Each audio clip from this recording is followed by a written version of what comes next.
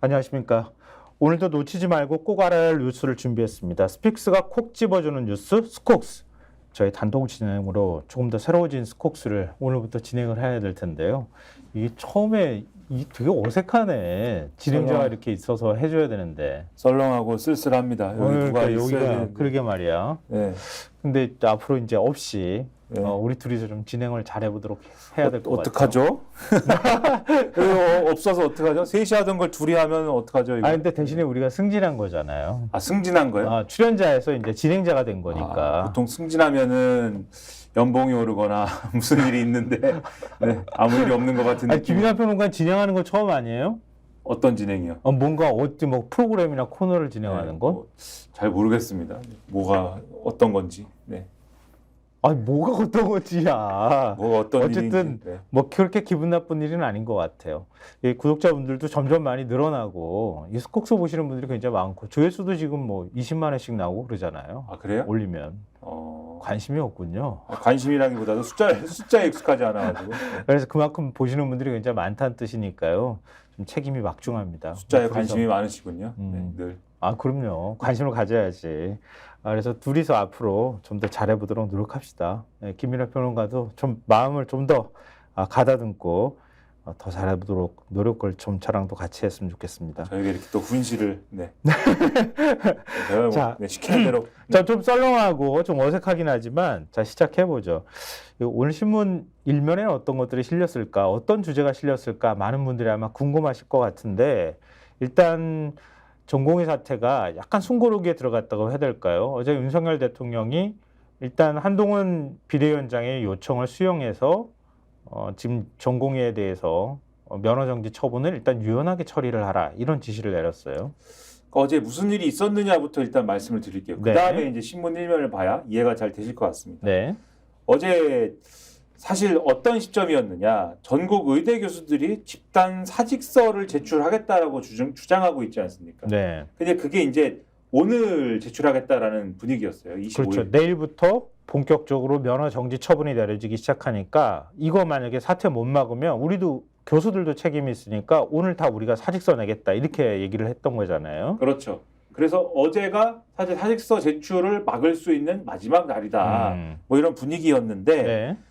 한동훈 비대위원장이 오전 10시에 당 선대위를 하면서 전국 의과대학 교수협의회 지도부하고 면담을 할 것이다 라고 공개적으로 밝힌 겁니다.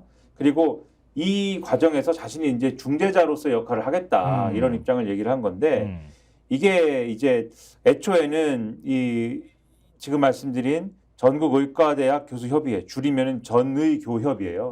그러니까 의대 교수들의 요청에 따라서 만남을 가지려고 한 건데 뭐 중간에 뭐 취소를 한다 어쩐다 뭐 얘기도 있었대요. 그런데 맞아요. 어쨌든 그럼에도 불구하고 어쨌든 만남을 가지기로 했고 가졌다라는 겁니다. 오후에 만남이 이루어졌고 이게 원래 대통령실은 오전까지만 해도 강경 대응한다는 그러한 분위기였습니다. 맞아요. 소위 말하는 전공의에 대한 면허정지 조치나 이런 거에 대해서 예외 없다. 그리고 전공의들하고 지금 이제 의료계가 요구하는 거는 의대 증원 2,000명 부분과 관련돼서 이거를 철회해라라는 거지 않습니까? 근데 그것도 우리는 변함이 없다. 이 방침에 대해서는 지금 되돌릴 수 없는 거다. 이런 분위기였거든요. 예를 들면 성태훈 대통령실 정책실장이 오전 8시에 KBS 의료진단에 출연을 했습니다.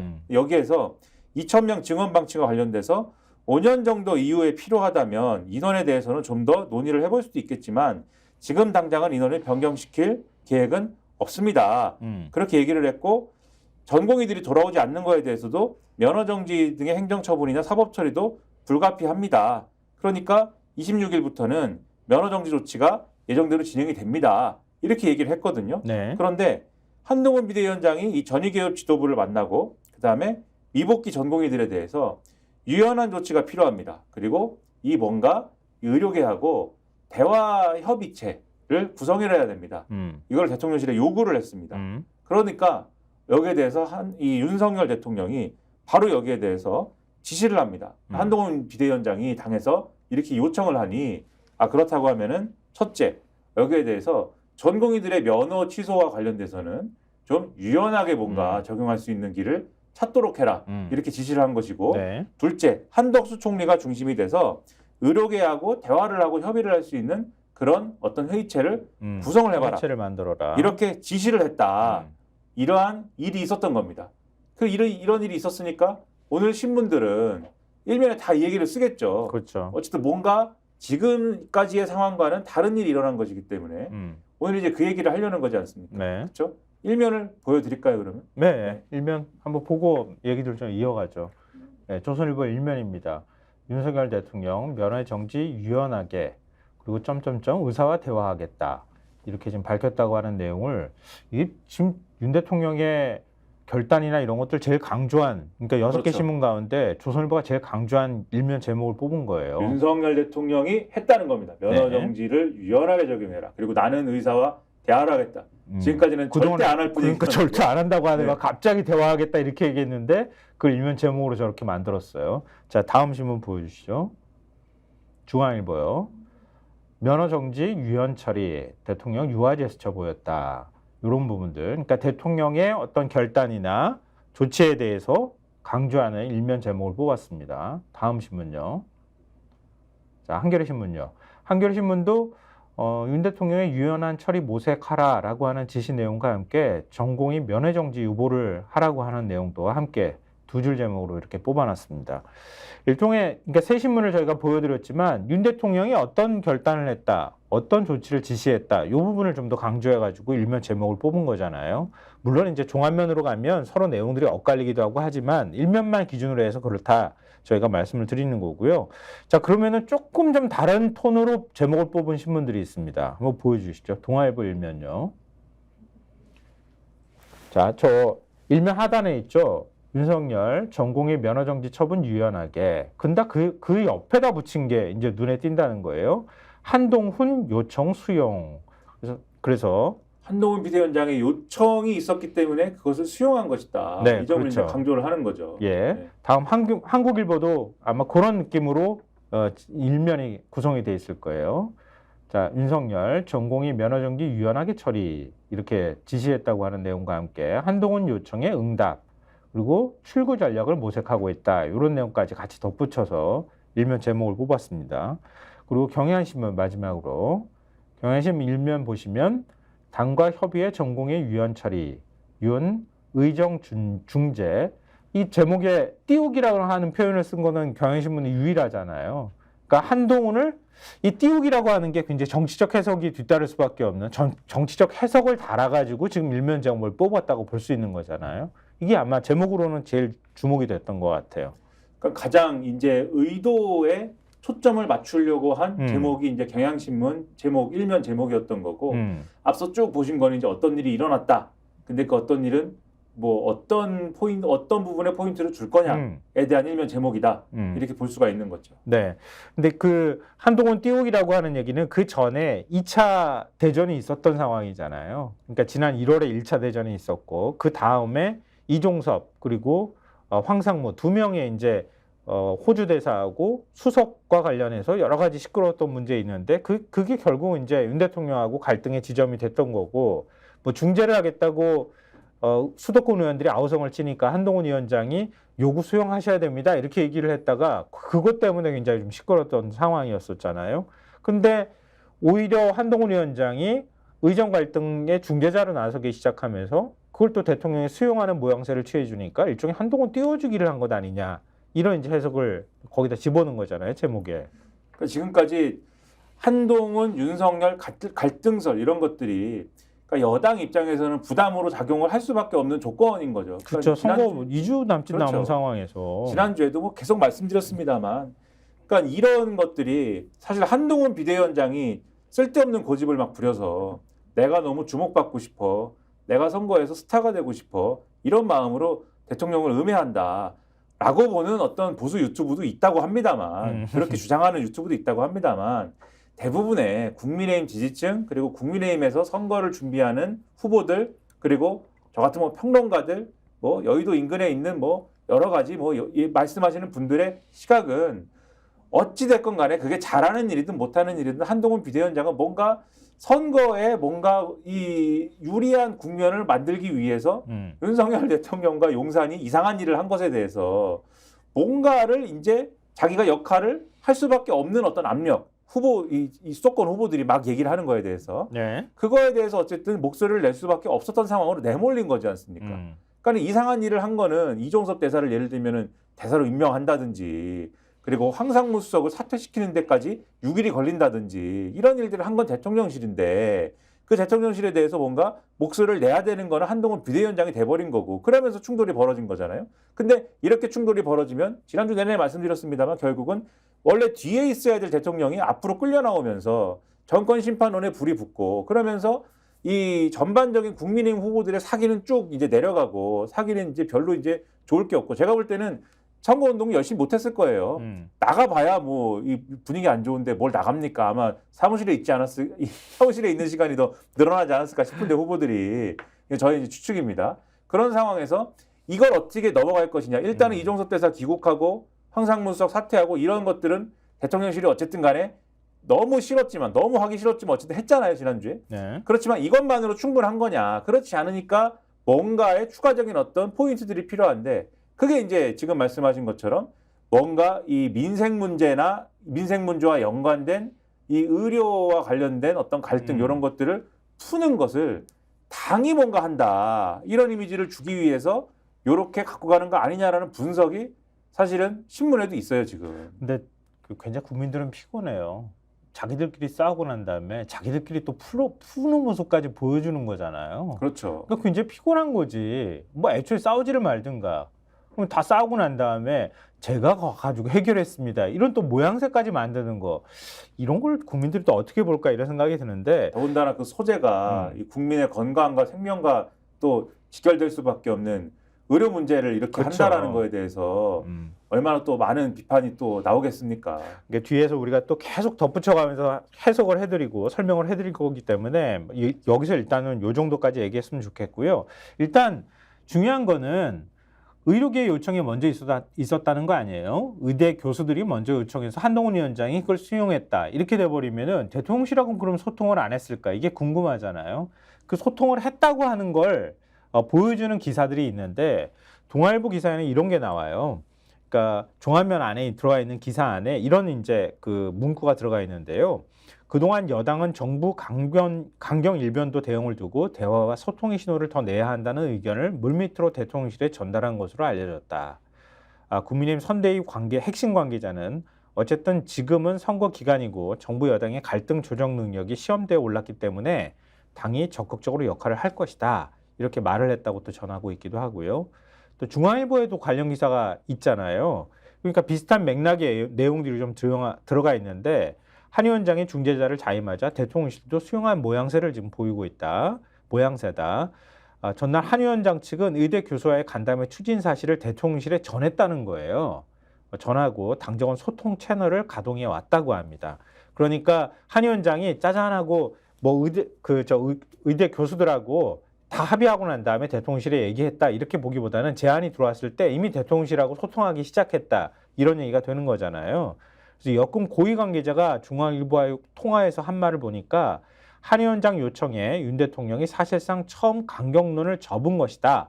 미복귀 전공의를 대상으로 한 면허 정지 처분도 무기한 연기할 방침이다. 이렇게 얘기를 했다고 합니다. 그리고 대통령실 관계자는 윤 대통령이 문제 해결 협의회 주체로 당을 특정했기 때문에 당과 정부 간 논의가 우선이다. 일단 강경 모드가 대화와 타협 모드로 전환된 셈이다. 이렇게 전하기도 했다고 합니다. 근데 이게 당장 지금 말씀하신 것처럼 서로 이제 뭐 이를테면 약속 대련의 형식으로 진행되기도 이제 하고 뭐 뒤에 더 이제 근본적인 거 말씀드리겠습니다만 네. 약속 대련의 형식으로 진행되기도 했습니다만 그리고 뭔가 지금 말씀하신 것처럼 대통령이 강경론을 접었다. 근데 한 발 물러난다. 뭐 이런 얘기도 있습니다만 일단 이게 그러면 급한 불을 끄는 효과라도 내는 것이냐에 대해서는 오늘 언론 보도를 쭉 보면은 그런 효과도 사실은 아직까지는 의문이다라는 지적들이 많이 있어요. 그러니까 예를 들면은 뭐 조선일보가 이 비공개로 진행된 어떤 면담 내용이나 이런 것들에 대한 일부 이제 뭐 보도를 했는데 네. 조선일보 기사를 보면은 이 간담회에서 전의교협의 경우에 전공의에 대한 처분 완화는 요구를 했는데 의대 2,000명 증원 백지화에 관련돼서는 요청은 안 했다라고 얘기는 하고 있습니다. 그러면은 이것만 놓고 보면은 의료계도 일부분 의대 증원과 관련돼서는 전보다 유연한 입장을 보인 거 아니냐라는 관측도 있지만 다른 쪽에서는 민감한 정원 문제는 향후 협의체에서 논의하려는 것이다라는 지적도 나온다. 그러니까 즉 2,000명 증원과 관련된 부분은 의료계가 포기하지 않았다라고 하는 거예요. 그런데 오늘 전반적인 또 분위기 보면은 그리고 또 이 의대 증원은 2,000명을 이미 쐐기를 박아놓고 다른 이제 지금 이 일선의 의대에 다 배분까지 해놓은 상황이지 않습니까? 그렇죠. 그리고 거기에 따라서 입시나 이런 것들이 진행이 돼야 되는 상황 아닙니까? 그러니까 종합을 해보면 2,000명과 관련된 부분, 증원을 2,000명을 한 것과 관련된 부분은 후퇴할 수가 없는 부분이지 않습니까? 그런 부분들을 지금 지적을 안 할 수가 없는 거여서 당장 이게 예를 들면은 예를 들면 전공의들에 대해서 면허 정지나 이런 뭐 취소 처분이나 이런 것들을 유연화한다고 해서 전공의들이 그러면 이제 돌아가 볼까? 이제는 복귀해 볼까? 이렇게 마음 먹기는 어려운 거잖아요. 맞아요. 이 전공의들의 지금 입장도 증원 2,000명 해놓은 거 처리하지 않으면 우리는 안 돌아갑니다 이런 거고, 그다음에 의협 집행부가 또 이제 선거를 앞두고 있는데 강경파 두 사람이 지금 붙는다는 거 아닙니까? 이 강경파 두 사람도 당연히 이제 의대 증원 처리 안 하면 우리는 이 정부 이 윤석열 정권 퇴진투쟁 이거 거두지 않습니다 이런 분위기라는 거 아니에요. 그러니까 당장은 이게 어떤 효과적인 이 갈등을 푸는 어떤 중요한 어떤 터닝 포인트가 되기는 어렵다라고 볼 수가 있는데, 그러면 이거를 왜 했냐, 그렇죠? 의도가 뭐냐, 이 부분으로 눈길이 옮겨갈 수밖에 없다라는 거예요. 그거에 대해서도 오늘 신문들이 좀 이것보다 더 심도 있는 얘기를 많이 하고 있다. 네. 그러면 두 번째 주제에 해당이 될 것 같은데, 일단 우리가 첫 번째 주제에서 이 신문들이 일단 어떤 부분에 포인트를 맞춰서 보도를 했는지를 중심으로 해서 말씀을 드린 거잖아요. 근데 어찌됐든 약속대로의 냄새는 난다 이런 거잖아요. 미리 의대 교수들하고 대화한다는 사실을 대통령실에 전했고, 대통령실하고 긴밀하게 뭔가 소통을 해왔다고 하는 거를 지금 신문들이 전하고 있는 거잖아요. 이 얘기는 한동훈 위원장하고 전의 교협 교수들하고 만났을 때가 오후 4시잖아요. 4시고 대통령실에서 마침 또 그때 우연인지 아닌지 회의를 열고 있었어. 참모들하고 윤 대통령이. 그리고 회의 열고 있다가 한동훈 위원장이 회의 끝나고 난 다음에 대통령실에 이러이러한 제가 제안을 받았습니다. 이렇게 하시죠. 그러면서 제안을 하니까 대통령이 그래, 그럼 그거 수용할게. 그리고 곧바로 한덕수 국무총리한테 지시를 내렸다. 이렇게 얘기가 되는 거잖아요. 근데 지금 신문들이 전하는 걸로 보면 거꾸로 말하면 이미 그렇게 될 거라는 걸 대략 알고 있었고, 그러니까 알고 있었던 상황에서 회의를 일부러 열고 있었고, 연 상황에서 대통령실이 한 위원장의 제안을 수용해가지고 전격적으로 대통령이 좀 한 발 물러서는 듯한 태도를 취했다. 이렇게 또 해석이 가능한 거잖아요. 그러니까 그게 결과적으로는 뒤에 이제 의도를 말씀드리기 위해서 계속 강조하는 게 정치적 효과에 국한된 것이다라는 말씀을 그래서 이제 계속 드리는 겁니다. 그러니까 정치적인 효과를 위해서는 지금 말씀하신 약속 대련이 가능한데 정책적인 부분과 관련돼서는 이게 말이 안 된다라는 지적들을 신문이 해요. 예를 들면은 한겨레가 이제 기사 제목이 이제 법대로에서 유연하게 면허 정지 기조 변화, 의정 대치 풀릴까 이런 제목이 있는데 이 대목에 보면은 이 정부 부처의 분위기가 일부 표현이 되어 있습니다. 뭐라고 되어 있냐면 갑작스러운 지시에 당황해하는 분위기도 감지된다. 그게 그동안에 절대 양보는 없다고 했으니까 그렇죠. 대통령이 나서서. 복지부 관계자가 이렇게 얘기합니다. 그러니까 전공의에 대한 유연한 처분은 기존에 논의되던 내용은 아니다. 한동훈 국민의힘 비상대책위원장과 전국의과대학 교수협의회 논의 과정에서 처음 나온 내용이다. 이렇게 얘기를 하고 있고, 그리고 여기서도 의정의 강대강 대치가 풀릴지가 미지수다. 이 전공의와 의협 등은 대화의 전제로 2,000명 의대 증원폭 수정을 고수하고 있기 때문이다.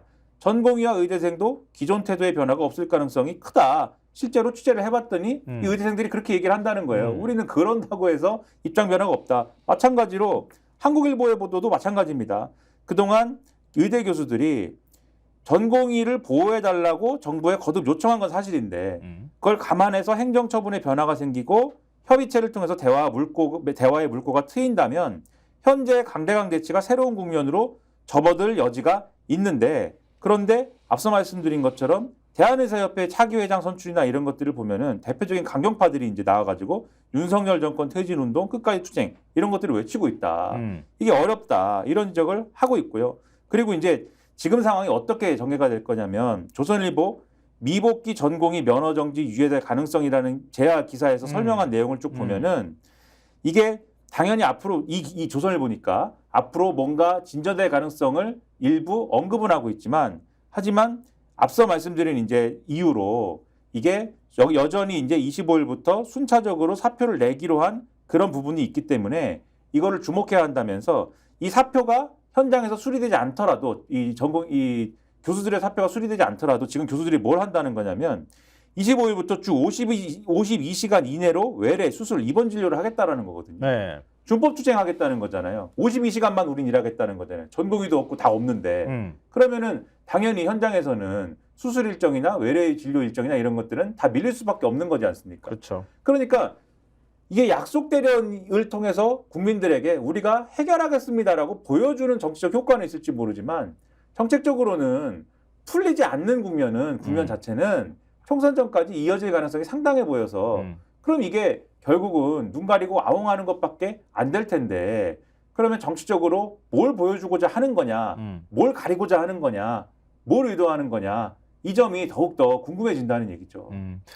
이게 준비가 돼 있으면 조선일보 3면을 좀 보여드리면서 얘기를 조금만 더 하고 그 다음에 넘어갔으면 좋겠는데요. 이왕 얘기가 나왔으니까 이게 과연 의정 활동을 수습할 수 있을까 이렇게 보이는데 그러니까 조선일보는 저렇게 한동훈이 날 믿어달라 대통령실을 설득해가지고 뭔가 이게 그 변화 조짐이 생겨나고 있다 이런 부분을 강조를 하고 있어요.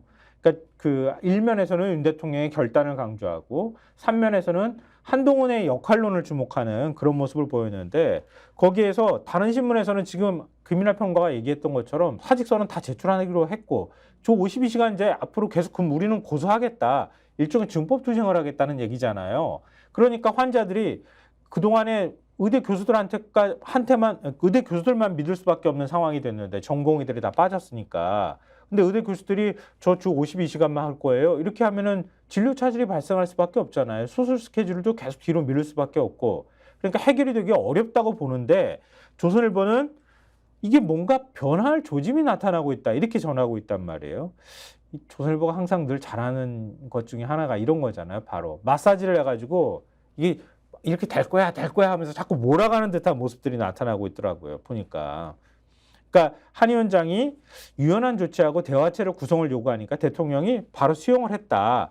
그리고 그런 것 때문에 이 전공의들도 뭔가 변화 조짐을 보이는 것 아니냐 이렇게 얘기를 하고 있다는 거예요. 그런 것들을 조선일보가 좀 밀어붙이고 있는 그런 모양새를 좀 취하기도 하고 있는데요.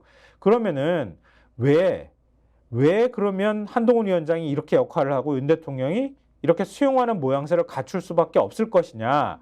이 시나리오는 어떤 방식으로 쓰여지고 있을까? 이걸 두 번째로 저희가 좀 전해드리고 좀 분석해 줄까 합니다. 중앙일보 5면부터 저희가 좀 보여드리겠습니다. 자, 한동훈 유세 반명만 들린다. 여권 우려 커진 원톱 선대위. 이게 어떤 내용인지 소개를 좀 해주세요.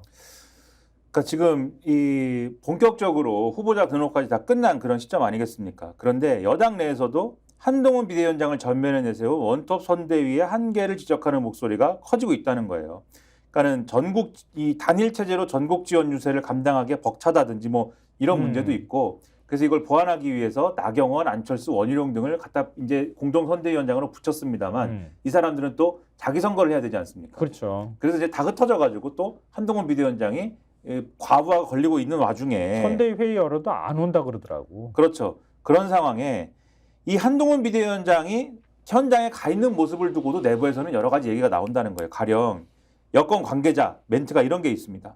총선을 뛰는 게 아니라 본인 대선을 뛰는 느낌이다. 이런 얘기를 한대요. 네.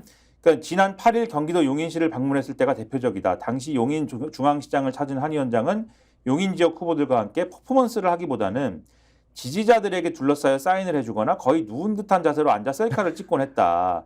이런 영상이 담긴 모습이 온라인 커뮤니티에 퍼지면서 본인이 진심 아이돌이라고 생각하는 모양 등의 댓글이 달리기도 했다. 이렇게 평가가 되고 있고 또 지난해 12월 26일 비대위원장이 공식 취임한 이후 석 달 동안 정책이나 비전보다 반 이재명과 종북 세력을 막겠다는 메시지만 반복하는 데 대한 지적도 나온다. 기사에 이렇게 평가를 하고 있습니다. 그러면서 원래 처음에 비대위 합류했다가 낭만 이 민경호 대한연대 상임대표라는 인물이 있지 않습니까? 네. 이분이 유튜브에서 지난 10일에 주장을 했대요. 운동권 청산 다음에 민생, 미래 먹거리, 과학기술 이런 얘기가 힘있게 뒷받침돼야 되는데 여당 체질이 많이 못 미치는 것 같다라고 주장을 했다는데 실제 한동훈 위원장 고물가 등의 민생 문제 대응이 부족하다는 언론 지적이 이어진 뒤에 관련 메시지와 행보를 늘린 듯한 모습을 보여주고 있지만 본격 공약 발표를 시작한 지난달 1일부터 지난 14일까지 공개 일정 중에 물가를 언급한 횟수를 집계한 결과 중앙일보가 집계를 해보니까 3번에 불과했더라. 반면에 이재명 대표 민주당은 고물가 문제를 9차례나 꺼내들었다. 국민의힘은 지난 23일에야 선대위 산하에 민생경제특별위원회를 꾸렸다. 이런 지적들을 하고 있어요. 중앙일보의 경우에는. 네. 무슨 얘기냐. 지금까지 이 한동훈 비대위원장으로 이제 정권 심판론을 어쨌든 희석시키고 그다음에 이 그동안의 용산 리스크나 이런 것들을 돌파하는 과정에서 정권 심판론이 아니고 뭘 해야 되느냐. 이제는 민생 문제라든가 이런 것에 대한 어떤 미래적인 어떤 의제를 갖고 와야 된다. 이런 지적들이 있었는데 그런 걸 못하고 지금 말씀드린 대로 이재명 비판, 종북론 이런 것들만 해온 거에 대한 여건 내 피로감도 있고 이런 상황이 있는 거지 않습니까? 그러다 보니까 이제는 지난주까지 있었던 이 용산 리스크를 넘어서 뭔가 민생의 포인트로 전환해야 되는 거고 이 민생의 포인트로 전환하기 위해서 지금 의대 증원 문제에 대한 중재자로 한동훈 비대위원장을 띄우는 거 아니냐. 이런 해석을 할 수 있는 근거가 되는 이제 얘기가 이 기사에 나온다. 이렇게 볼 수 있는 거죠. 그러니까 그동안에 한동훈 위원장, 한동훈 카드를 썼던 이유가 그러니까 일종의 한동훈과 이재명 구도를 만들기 위한 전략이었었던 거잖아요. 그리고 한동훈 위원장이 일종의 신품이잖아. 정치권에서 보면 신입이라고 할 수 있는데 나와서 굉장히 멋있게 정치하기를 바라는 마음도 있었을 거예요. 국민들이. 그래서 나 이제 의도 사투리 안 쓰겠습니다. 이렇게 얘기를 했는데 지켜보니까 정치 뭔가 좀 새로운 거를 갖고 나와서 정책들도 좀 얘기를 하면서 국민의 삶을 챙길 줄 알았더니 이 여의도 원래 토박이처럼 행동하잖아 지금. 그러니까 여의도 사투리 안 쓰겠다고 했는데 나중에 알고 보니까 여의도 사투리를 쓰는 정도 수준이 아니라 아예 여의도에서 태어난 사람처럼 지금 행동하고 있다고 하는 일종의 피로감이 작동하기 시작했다. 거기에 윤 대통령하고 일종의 국정 1, 2인자가 충돌하는 현상이 발생하면서 실망감이 커졌다. 근데 봤더니 유세장에서 한동훈은 마치 대선하는 것처럼 자기 인기만 지금 챙기려고 하는 것 같다. 이런 식의 불만들이 나오고 있다고 하는 거잖아요. 그렇죠. 그리고 제가 지금 의대 증원을 그래서 이 포인트로 옮기는 걸로 이용하고 있다 이렇게 말씀드리지 않았습니까? 그게 다른 신문의 제목을 보시면 감이 더 잘 오실 거예요. 경향신문 뭐 사면 이런 걸 보면 네. 이 총선 돌파구를 찾는다 이런 표현이 나오거든요. 한동훈 요청하고 윤석열 즉각 수용, 의정 갈등 풀기로 총선 돌파구 찾나. 그러니까 지금 말씀드린 그런 내용 아닙니까? 한동훈 비대위원장이 한계를 노출하고 있고 그거에 대해서 돌파구를 찾기 위한 어떤 수단으로 의정 갈등에 대한 이 문제를 찾는다. 한겨레 사면 보시면 한겨레 사면에 나오는 이 기사 제목도 마찬가지예요. 의료 공백 총선 악재될라. 한동훈 앞서 출구 찾기. 지금까지는 의대 증원 이슈를 대통령이 막 밀어붙여가지고 야 이게 지지율에도 도움이 되고 좋아 이렇게 갔는데 네. 지난주에도 쭉 말씀드렸죠. 이제는 부담이 되기 시작했을 것이다. 그치. 부담이 된다. 그러다 보니까 이거는 뭔가 타고 넘어가야 되는데 어디에 갖다 붙여서 넘어가는 거냐? 민생 의제에 갖다 붙여서 넘어가는 거예요. 이게 민생 챙기는 일이다라고 얘기하면서 넘어가는 거고 오늘 이 지면을 가지고 뭐 말씀드릴 내용은 아닙니다만 이런 비슷한 내용이 한국일보에도 사실 한국일보 기사에도 좀 나와요. 제가 읽어드릴게요. 한 위원장 요청을 윤 대통령이 즉각 수용한 것은 전국 대부분의 의대 교수들이 25일 일과 사직서를 제출하는 등 의정 갈등이 최악의 파국으로 치달을 수 있는 우려에 따른 것으로 보인다 등의 내용도 있지만 여권 내부에서는 최근 이종섭 주 호주 대사 출국 논란 등으로 초래된 윤 대통령과 한 위원장 간 2차 갈등으로 당정 지지율이 동시에 하락한 데 대한 위기감도 반영됐다는 해석이 나왔다. 따옴표 치고 민생을 강조하면서 민생 최대 이슈로 부상한 의대 정원 갈등을 해결하지 않는 게 앞뒤가 맞지 않다는 지적이다. 그러니까 민생을 이제부터 챙기겠다고 지금 실제로 선대위에 민생경제특별위원 이런 게 막 만들어가지고 지금 만들었잖아요. 그렇죠. 경제부총리진에 추경호 의원 이런 사람들 막 넣어가지고 이제부터 민생뿐이야. 추경호도 자기 지역구 선거해야 되는 거 아니에요? 그렇죠. 대구니까 괜찮나? 그런데 민생뿐이야라고 얘기를 이제부터는 하겠다는 거거든요. 왜냐하면 용산 리스크가 너무 부담이 되니까 이제는 용산 아니다. 민생이다. 이렇게 가겠다라는 거거든요. 지금. 근데 의대 증원은 안 건드리고 이 문제, 의대 증원 문제 때문에 벌어진 의료 문제, 의료 갈등 문제 안 건드리고 민생 얘기하는 게 무슨 효과가 있느냐. 이런 반론이 예상되기 때문에 이 문제부터 건드리고 간다라는 이런 정치적 계산법이다라고 한국일보는 지금 해설을 하고 있는 거예요. 그러니까 너무 사실은 뻔한 건데. 그렇죠. 아니 민생 얘기할 것 같았으면 진즉에 해야지. 정부가 의대 정원 2,000명 발표한 게 2월 3일이에요. 2월 3일 날 발표했는데 지금 40일이 넘도록 한 달 보름이 되도록 아무 말 안 하고 있다가 지금 무슨 중재자라고 자처하고 나섰냐는 거예요. 그렇죠. 그래서 경향신문이 사설 제목이 이렇습니다. 민생토론, 민생특위, 민생특보 뭐하다 총선 앞에 급한가. 네, 사설 제목만 말씀드려도 무슨 내용인지 아실 거예요. 네. 그리고 대통령하고 집권 여당의 당대표 격인 비대위원장하고 막 투닥투닥 싸우고 갈등을 벌이는 모습을 보여주더니 그 다음에 또 갑자기 또 대통령실에서 선거는 당이 치르는 것이다. 이렇게 얘기해버리면은 그러면 선거는 당이 치르고 있는데 왜 대통령실에서 그럼 불만들을 공개적으로 표출을 하는 건지 왜 싸우는 모양새를 연출한 건지 그것도 좀 웃기는 거잖아요. 그렇죠. 그것도 말이 안 되는 모습들을 좀 보이고 있는 거다 이렇게 볼 수 있을 것 같은데 그러면은 이런 문제들을 해결할 때 정말 해결이 가능한 거냐 이런 문제가 있는 거잖아요. 용산발 리스크를 정말 해소할 수 있을까 여기에 대해서 중앙일보가 칼럼을 쓴 게 있는데 그게 좀 주목이 되잖아요. 용산 리스크의 재구성이라고 하는 칼럼인데요. 최훈 논설위원이 쓴 칼럼이에요. 주필이 쓴 칼럼이거든요. 내용을 좀 정리해드리면 이런 거예요. 모든 정치의 정답은 꿈틀거리는 민심 현장에 있다. 그러면서 좀 직접 이 주필이 수도권에서 영끌하며 뛰고 있는 국민의힘 후보 5명한테 용산 리스크가 낳은 현장을 들어봤다고 합니다. 그래서 전하는 내용을 좀 전해드리면 중도층은 윤석열 한동훈 갈등에 민감하더라. 남의 말 잘 안 듣는다는 윤 대통령에게 한 위원장이 바른 말 좀 하고 그걸 대통령이 들어주는 모양새면 이 당은 그래도 기대는 해볼 만하네 라는 이들이 중도층이다. 중도층이 가늠할 총선 보름 앞에 이 모양이니 며칠 전 대통령이 농협에 875원 대파 한 단 들고 이 가격이 합리적이라고 한 것도 말이 많더라. 왜 자꾸 시비거리 만드는지 그냥 좀 가만히 계셔줬으면 대통령이 가만히 좀 있어줬으면 좋겠다고 얘기를 했다는 거예요. 경기도에 있는 한 후보가. 그리고 또 한 후보의 말이 있는데요. 서울의 또 다른 후보의 얘기인데요. 이거 의료대란 기류도 묘해진다. 자꾸 불통 용산 이미지이다 보니 2,000명 증원도 일방적 밀어붙이기 아니냐는 심리적 요동이 느껴진다. 어제 한 위원장이 의사들 만났다지만 환자들만 피해인 대란이 이어지면 다 나라님 탓할까 봐 걱정된다. 걱정이다. 이런 얘기를 전했다고 합니다. 그러면서 총선의 승패를 떠나 3년 넘게 국정을 더 이끌어가야 할 건 용산이다. 수도권의 아우성 직전 이종섭 사태의 대통령실 입장은 이랬다. 공수처 민주당 일부 친야 언론이 결탁해 덧놓은 정치 공작이다. 황상무 파문 때는 사람 그렇게 쓰는 게 아니고 리더십 원칙이 더 중요하다. 언론 자유가 우리 정부 국정 철학일 뿐이다. 이러면서 6일을 지금 사태를 끌었다. 내부의 지체된 판단은 결국 현장에 최악의 나비 효과를 몰고 왔다. 이렇게 좀 지적을 하고 있어요. 그러니까 김민하 평론가도 지금 읽고 있으니까 그 다음 내용을 전해주세요. 그러면은. 근데 그 다음 내용은 이제 뭐 참모가 잘해야 된다 이런 거 아닙니까? 네. 참모가 노를 해야 된다. 그러니까 결국은 대통령의 소통 방식의 문제, 그렇죠. 그게 핵심의 문제라는 거 아니에요? 공감 능력이 없고 참모들이 노를 못한다. 근데 윤석열 대통령 밑에 참모가 되시면 노를 하실 수가 있겠어요? 그러니까 여기도 칼럼에도 나오는 네. 것처럼 결론이 대통령이 바뀌어야 된다는데 이 칼럼은. 근데 그 대통령 밑에서 어떻게 노를 합니까? 맞을 것 같은데. 그러니까 뭐 얘기만 나오면 네. 경로 이러니까. 네. 근데 제가 이 칼럼을 보면서 또 느낀 거는 국민의힘 후보는 참 힘들다 지금. 왜냐면은 결국은 이제 그동안 좀 잊어버리고 있었던 용산 리스크 다시 부상시킨 건 뭐예요? 계속 말씀드리지만 이종섭 대사 문제 이런 거지 않습니까? 이 칼럼을 보면서 저는 막 눈물이 났습니다. 이렇게 사람을 힘들게 하는가?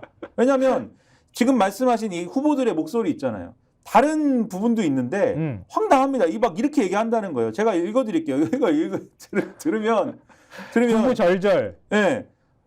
국민의힘 후보, 경기도 모 후보가 이렇게 얘기했어요. 다녀보면, 그러니까 유권자들 만나보면 매일 친명 행제다 뭐다 이재명 욕은 다 하면서 자기들은 왜 이리 마음대로 하나 이런 얘기를 한다. 어린 해병이 죽었는데 책임은커녕 대사로 내보내놓고 도대체 국민 알기를 뭘로 하느냐란다. 지금도 일이 하는데 국회까지 지어주면 도대체 무슨 일을 벌이겠느냐라고 한다. 3% 1,000표 차 생사라 끼니 거르고 돌아다니는데 한 주새 수도권 지지가 15%가 빠지네 100만 빠질 뿐이다. 이렇게 얘기한다고 하고 그다음에 다른 후보는 이렇게 얘기한대요. 보수층의 용산 원망이 더 많더라. 4년 동안 야당의 발목 잡혀 고생했는데 다시 지려고 작정했느냐 이렇게 화를 내더라는 거예요. 그리고 왜 하필 이때 굳이 이거냐 절박감에 분노가 있다. 그리고 정치에 관심이 많을수록 이종섭 대사의 부정적인데 피의자인 양반을 갑자기 대세로 내보내니 뭔가 캥기는 게 있어서 침묵하라 꼬리 자른 거 아니냐 이런 얘기가 보수층에서 나온다는 겁니다. 네. 그리고 공수처의 문제점을 얘기해봤자 먹고 살기 바쁜 이들이야 임명한 대통령실 잘못이라 생각할 수밖에 없지 않느냐. 살판난 민주당의 빅마우스에 막기조차 버겁다. 우린 뭐 스몰 마우스인데 뭐 이렇게 얘기를 한다고 하는 거예요. 그리고 뭐 계속 말씀드렸죠. 정권 심판론이 되살아났다. 조국당 지지를 봐라. 비례 조국당 찍으러 집 나선 이들이 지역구에 여당 찍을 리가 없지 않느냐. 이런 얘기를 줄줄이 한다고 하는데 그러면 이렇게 민생 특위 만든다고 하고 민생 챙긴다고 하고 의대 증원 뭐 이렇게 한다고 하고 뭐 중재자를 한동훈 비대위원장이 한다고 하면 방금 말씀드린 이 리스크 뭐 대통령이 바뀌고 다시 뭐 이거 기대도 안 하지만 이종섭 대사 문제 이제 끝난 걸까요? 끝나지 않았다라는 게 문제입니다. 그렇죠. 끝나지가 않았어요. 경향신문에서 그 내용을 지적을 하고 있죠. 경향신문 오면은 한번 보여주시겠어요? 경향신문 자. 오면 이 기사는 이제 제목이 이제 인력 부족, 지휘부 공백, 살아있는 권력 겨냥 속도 못 내는 공수처라고 돼 있습니다만 네.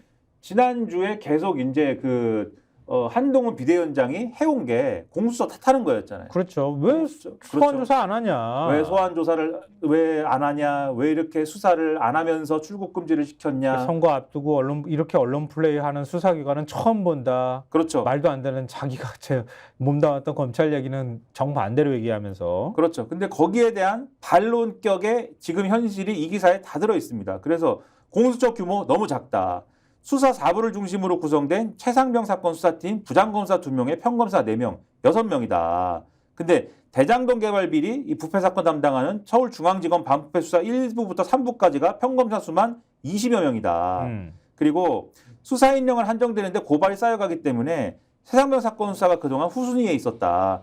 이 수사 4부의 전신의 특별수사본부 지난해 감사원 표적감사 사건에 주력했다. 이거 계속 말씀드렸습니다. 네. 그리고 이 사건은 제가 지난주에 어떤 보수 평론가님이랑 얘기를 하는데 이 사건은 아주 간단한 사건이라는 거예요. 외압이 있었는지만 확인하면 되는데 그렇지. 왜 공수처가 이걸 확인을 못하냐고 막 그러시는데 그러니까 아주 간단한 수사인데 네. 왜 수사를 이렇게 질질 끄냐고. 근데 이게 어떻게 간단한 수사입니까? 여기 나옵니다.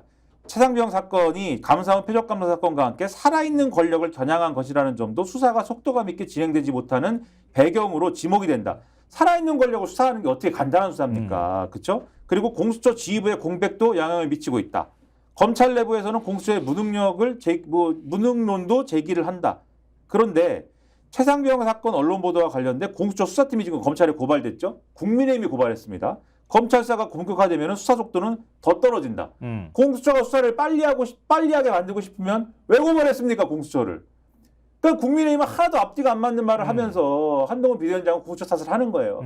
근데 이런 기사가 나오고 하면은 공수처 탓만 계속 해봐야 먹히겠습니까? 그러니까는 민생으로 포인트 옮기는 거 아니냐 이런 생각도 하게 되고요. 네. 경향신문에 그 밑에 기사도 있어요. 혐의자 네. 특정 않는다던 국방부 법무관리관 관리관실에선 2명 특정에 이첩 의견 냈다. 이건 무슨 얘기냐면 유재원 법무관리관이라는 분 있죠. 이분이 이종섭 당시 국방부 장관이 이첩하라고 했다가 그 의견 뒤집을 때 당시 해병대 수사단한테 직접 얘기를 해가지고 그 이첩 사실을 뒤집으라고 한 분으로 의심되는데 지금까지 뭐라고 주장했냐면 내가 얘기했던 거는 그 수사단에서 이 혐의를 특정하지 말고 그냥 수사 상황만 얘기해가지고 경찰에 넘기라는 얘기였지 네. 누구 혐의를 빼라 마라 한 게 아니다 이렇게 설명해 왔는데 지금 확인을 해보니까 국방부 조사본부의 보고서 내용을 확인을 해보니까 당시에 해병대 수사단이 8명을 업무상 과실치사 혐의자로 특정을 했는데 8명을 특정하지 말고 2명을 특정해라 라고 법무관리관이 얘기한 내용이 있다라는 거예요. 그 얘기는 뭡니까? 8명 하지 말고 2명을 특정해라. 6명은 빼라는 거지 않습니까? 그렇지. 이거는 외압이다. 라는 게 이 기사에 확인된 것이기 때문에 이런 사실 다 종합하면은 용산발 리스크 안 끝난 거고요. 칼럼이 하나 있지 않습니까? 이것을 잘 보여주는. 맞습니다. 한겨레신문 김희철 논설위원이 칼럼을 썼는데요. 굉장히 흥미로운 내용이 들어가 있어요. 그렇죠. 이거 보면서 눈이 번쩍 띄었는데 총선을 정쟁터로 만든 복수열전의 판타지 이렇게 돼 있어요. 근데 그 다른 거는 좀 빼고 얘기하더라도 이종섭 대사 임명 미스터리에 대해서 설명을 하고 있어요. 이렇게 기사가 칼럼 내용이 나옵니다. 총선이 코앞인데 웬 자충수냐고 묻는다. 무심코 저지른 실수가 아니라 필연 속 우연히 패착을 초래했다. 윤희 그림자를 보고 대경 실색한 것으로 보인다. 용산과 고위공직자 범죄수사처 공수처 검찰의 전현 특수통들 얘기를 들어보니 대강 그림이 그려진다. 이렇게 얘기를 하고 있다는 거예요. 정리를 하자면 특수통들이 딱 보니까 그냥 답이 딱 나오더라 이 말이에요. 이종섭 대사 왜 굳이 전 국방부 장관 수사 외압 의혹의 정점에 있다고 얘기되는 사람을 대사로 임명했는가? 이 얘기를 이제 설명하고 있는데요. 이종섭이 대사로 검토된 건 지난해 10월 장관직 사퇴 직후부터라고 합니다. 프랑스, 폴란드가 거명되다가 오스트레일리아로 그러니까 호주로 정해졌다고 하는데요. 이종섭은 최상병 사건의 키맨이다. VIP 운명이 그 사람에게 달렸다. 입단속 대기업은 돈으로 한다. 공무원은 자리 말고 뭐가 있겠느냐. 이게 누군가가 말을 해줬다는 거예요. 이렇게. 따옴표예요. 네, 따옴표 표시되어 있는데요. 공수처만 아니었다면 대사 임명은 총선 이후가 됐을 것이다. 1월 17일에서 18일 공수처가 해병대 사령관 등을 압수수색했다. 그 직후 차장과 차장이 연달아 임기 만료로 떠나 지도부 공백 상태가 됐다. 그러니까 수사팀의 독자적으로 행동 공간이 열리면서 수사가 진척될 수 있는 상황이었는데 문제는 수사팀엔 친윤이 전무했다고 합니다. 그러니까 대통령실은 수사 상황을 잘 몰라서 답답해했다고 합니다. 그러면서 이제 또 코멘트가 나오는데요. 판례에 비추어 이종섭의 행위 중 최소 2가지는 직권남용이 된다. 경찰에 보낸 기록 회수와 누구누구는 빼라는 지시. 이거는 이제 코멘트로 돼 있는데요. 관련자 진술도 이미 많이 확보가 됐다고 합니다. 그러니까 이종섭의 지시가 자이냐 타이냐를 밝히는 문제만 남아있는데 이 또 총선 전에 이종섭의 구속영장이 청구되지 않을까 지레 짐작을 한 것 같다. 이거 대통령이 했다는 얘기가 되는 거예요. 검사라면 당연히 입고 구속하려고 했을 테니까 이게 이제 누구 관계자가 얘기를 해줬다는 말이라는 겁니다. 그러니까 일단 구속되면 열의 아홉은 심적 동요를 일으킨다. 수사를 많이 해본 사람들은 이렇게 얘기를 한다는 거예요. 독박과 자백 사이에서 고민하게 되고 그러면 검사 윤석열이 그 누구보다 이런 상황을 잘 알 테니까 퍼즐을 못 맞추게 하려면 조각을 치우는 수밖에 없었을 것이다. 이렇게 해석을 한다고 하는 거예요. 그러니까 지금 얘기 나오는 것처럼 공수처가 어떻게 수사할지 몰라서 불안해 죽겠는데 전전긍긍하는데 이종섭에 대해서 덜컥 구속영장 딱 쳐버리면은 이종섭 그렇죠. 붙잡아 놓고 나 윤석열 검사였다면 당연히 저거 구속치고 그리고 막 수사하면 이종섭은 불사람이다. 결국 불 수밖에 없을 테니 자리 줘서 퍼즐 딴 데로 치워버리는 거 외에는 달리 방법이 없었을 것이다. 라고 하는 얘기를 전현직 특수통들이 그리고 뭐 이런 사람들이 하더라라고 칼럼에 어떤 사람이 썼다는 얘기를 저희가 전해드린 겁니다. 네, 저희가 소설을 쓴 게 아니라 간접 인용을 지금 하고 있는데 네. 결국 맥락은 다 아마 구독자분들께서 이해하셨을 것 같아요. 그러니까 이거 하나로 모든 걸 다 설명해 주는 거라고 생각해요. 이게 이 사태의 본질이다. 그러니까 이거 넘어가려고 지금 이거 치우려고 의대 증언의 무슨 갈등 해결의 중재자로 한동훈 비대위원장이 오늘 떠올랐다라는 게 오늘 신문의 일면들의 본질이다 이런 말씀입니다. 그러니까 결국은 의료개혁 문제, 공공의료 중심의 의료개혁을 하기 위해서 의사 증언도 필요하지만 이렇게 2,000명씩 터무니없이 증언하려고 하는 것 여기에 대해서 의사들이 반발하는 거고 결국 의사들 늘린다 하더라도 실질적으로 국민들이 의료 혜택을 볼 수 있도록 하는 방법들에 대해서 별로 고민하는 흔적은 보이지 않고 그렇죠. 지금 선거 2주 앞둔 상황에서 뭔가 짜잔하면서 문제를 해결할 것처럼 하지만 결국 해결 가능성이 별로 없는 상황이다. 지금 상황으로만 본다면 결국 쇼다. 이런 결론으로 갈 수밖에 없는 거네요. 허무하네요. 네. 오늘 그러면 우리가 신문을 처음부터 끝까지 의대 증언 문제 한동훈 비대위원장이 중재자를 자처하고 대통령이 결단을 한 것처럼 비춰지고 있지만 실제로는 본질 가리기에 불과하다. 이렇게 결론 맺을 수가 있겠네요. 허무합니다. 네. 자, 우리 두 명이서 오래간만에 하니까 그 진행자 없이 하니까 우리도 중재자를 어디다 데려다 놔야 되나? 굉장히 좀 어색하기도 하고 그런데 구독자분들께서 양해해 주시고 저희도 약속 대련을 어떻게 어떻게 좀 더 약속 대련을 할 수 있는 방법을 찾아봐야 막 그런 것도 좀 방법을 찾아봐야 될 것 같습니다. 오늘 스콕스는 여기서 마무리하겠습니다. 구독자 여러분들 다음부터는 좀 더 재밌게 잘 할 수 있도록 노력하겠습니다. 고맙습니다. 너무 TV의 제가 홍보를. 정치권색. 예. 다시 제가 말씀드리죠. 예. 구독, 좋아요, 사랑입니다. 예.